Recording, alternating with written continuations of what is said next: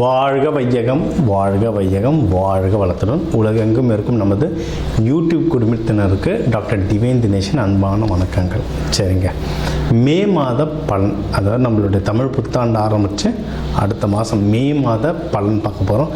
சித்திரை வைகாசி 2 மாதமும் வருது இதில். ஓகே, சூப்பரான மாதம். ஏன்னா மே ஃபஸ்ட்டே எப்படின்னா தொழிலாளர்கள் தினம். முதல்ல எல்லாருமே தொழிலாளர்கள் தான்.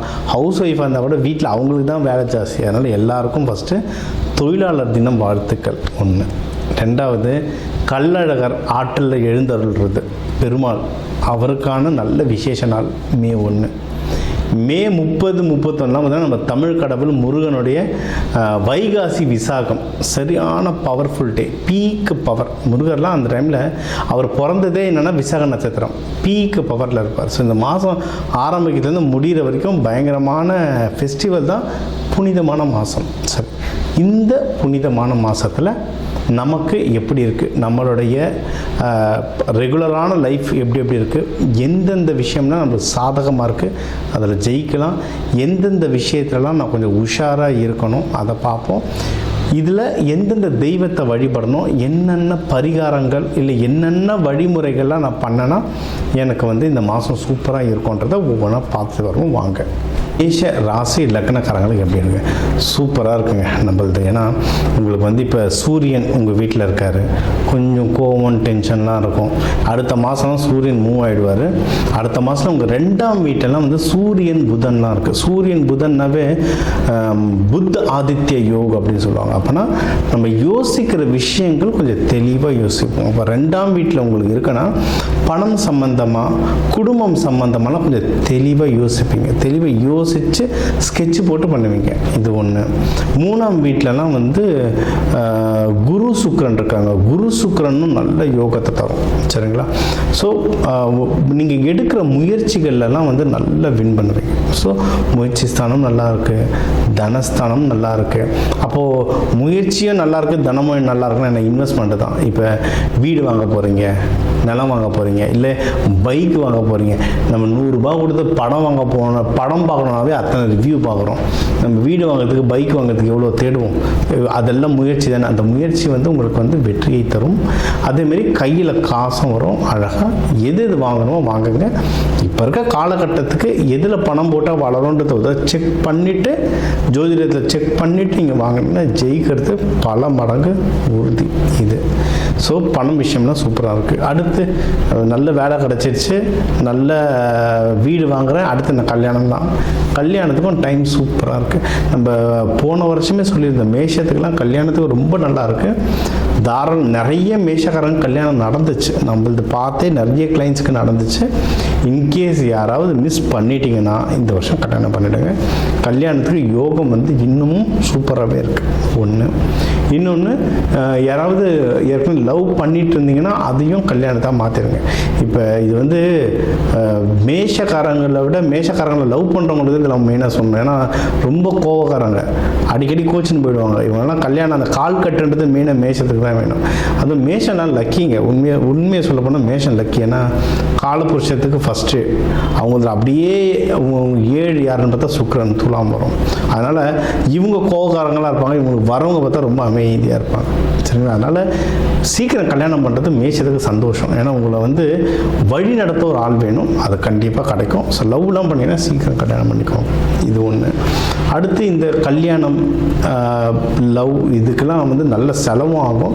அந்த உதவிகள், பொருள் உதவிகள்லாம் உங்களுக்கு நல்லாவே வரும். அதாவது உங்களுக்கு வர காலகட்டங்கள்லாம் எப்படின்னா, நீங்கள் வெளியே ஏதாவது காசு கொடுத்தீங்க அதெல்லாம் உங்களுக்கு திரும்பி வர நேரம். ஏன்னா மேஷம் நல்லா ஹெல்ப் பண்ணுவாங்க.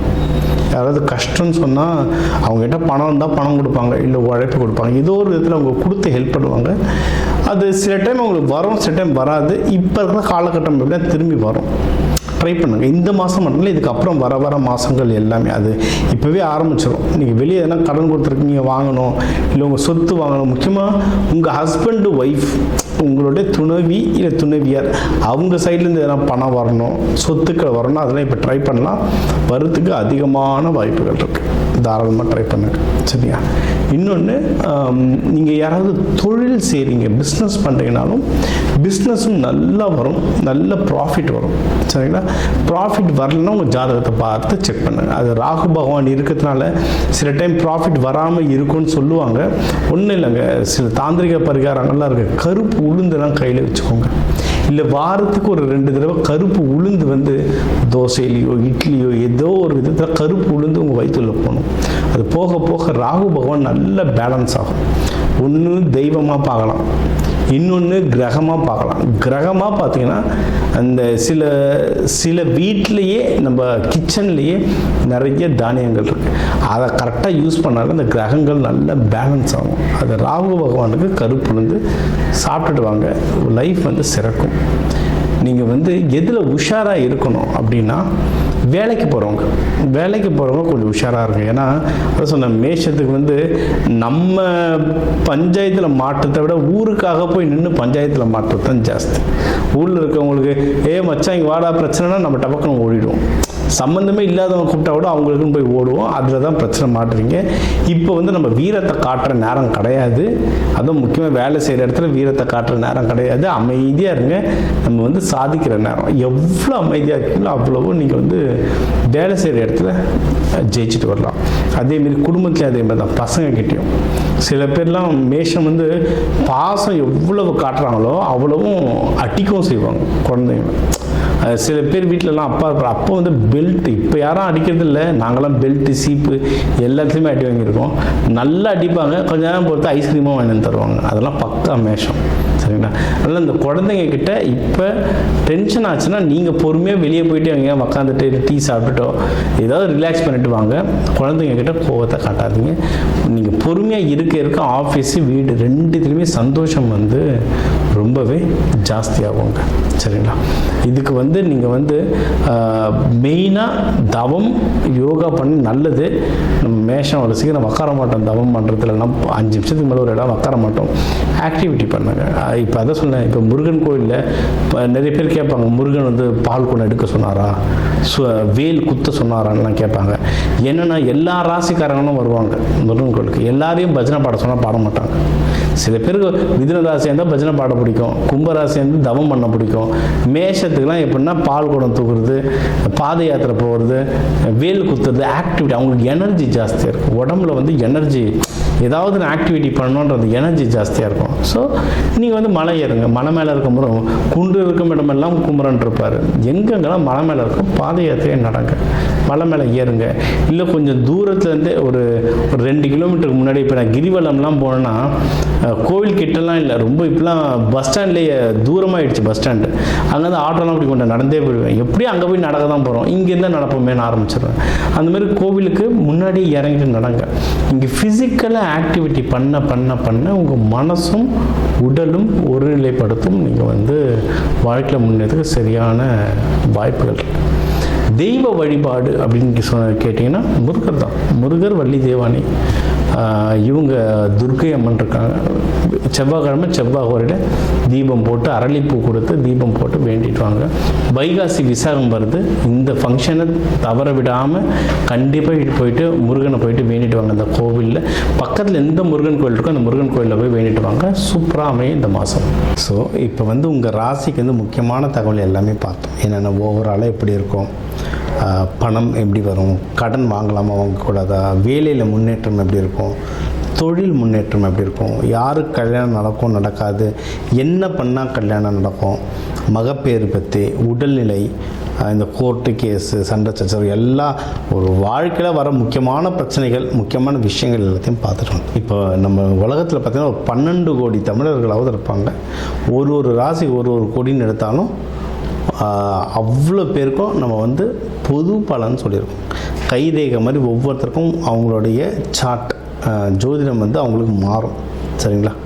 இப்போ நம்ம பொது பலன் சொல்லியிருக்கோம். இதில் உங்களுக்கு எது மேட்ச் ஆகுதோ, இல்லைன்னா உங்களுக்கு வந்து வீட்டில் ஒரு முக்கியமான விஷயம், சார் கல்யாணம் நடக்க போகுது, இல்லை இப்போ நிறைய பேர் இந்த ஐவிக்கு வருவாங்க. ஐவி டெஸ்டிங்க்கு நாங்கள் எப்போ டாக்டரை பார்க்கலாம், எந்த நேரத்தில் பண்ணிக்கிட்டால் நல்லதுன்ட்டு அந்த மருத்துவ ஜோதிடம் பார்க்க வருவாங்க. இந்த மாதிரி முக்கியமான விஷயங்கள் ஏதோ இருக்குது, வீடு வாங்க போகிறேன், டிராக்டர் வாங்க போகிறேன், அந்த மாதிரி முக்கியமான விஷயம் இருக்கலாம், என் நம்பர் இருக்குது, கன்சல்ட்டிங் எடுத்துக்கோங்க, அதை வந்து கிளியராக பார்த்து சொல்லலாம். இப்போ இது கூடவே நம்ம வந்து நடுவில் நிறைய ராசிகளுக்கு இப்படி சொன்னோம், தெய்வ வழிபாடும் ஒன்று, கூடவே நம்ம சில தானியங்கள் சொன்னோம், இந்தந்த ராசிக்காரங்க இந்தந்த தானியம் கையில் வச்சுக்கோங்க, அது ஒரு பவர் ஏறும்னு. அதே மாதிரி நம்ம வாழ்க்கையில் வர சில பிரச்சனைகளுக்கு ஏற்ற மாதிரியும் தானியங்கள் இருக்குது. சரி, நூற்றுக்கணக்கான தானியங்கள் இருக்குங்க. நம்ம வீட்டில் இருக்க சமையல் அறையில் இருக்கிற தானியத்தை எடுத்து ஒழுங்காக யூஸ் பண்ணாலே வாழ்க்கையில் நிறைய பிரச்சனை நம்மளுக்கு சால்வ் ஆகும். சரிங்களா? பண்ண மாட்டோம், அவ்வளோதான் ஒன்று. இப்போ சனி பயிற்சிகளாக நீங்கள் வந்து நல்லெண்ணெய் தேய்ச்சி குளிக்கிறது அவ்வளோ இப்போ நல்லெண்ணெய் தேய்ச்சி குளிக்கிறதுனா ஏதாவது கோவிலுக்கு பஸ் ஏறி போகணுமா, யாருக்காவது ஹோமத்துக்கு காசு கொடுக்கணுமா? இல்லை, வீட்டில் நல்லெண்ணெய் எப்படியும் இருக்கும், எல்லா தமிழர்கள் வீட்லேயும் எப்படியும் நல்லெண்ணெய் இருக்கும், அது தேய்ச்சி குளிக்கிறதுல என்ன ஆக போகுது? இந்த மாதிரி சிம்பிளான பரிகாரங்கள் நிறைய இருக்குது. தேவைப்படுறவங்க என்னுடைய நம்பரை காண்டாக்ட் பண்ணிக்கலாம். ஜோதிடம், வாஸ்து, நியூமராலஜி, மலர் மருத்துவம், இது சம்மந்தமாக எந்த கேள்விகள் இருந்தாலும் தாராளமாக எனக்கு கேட்கலாம். உங்கள் எல்லாருக்குமே இந்த மே மாதம் அந்த மீனாட்சி சுந்தரேஸ்வரர் அருளால் எல்லாமே நல்லபடியாக நடக்க டாக்டர் டிவைன் தினேஷன் அன்பான வணக்கங்கள். வாழ்க வளத்துடன்.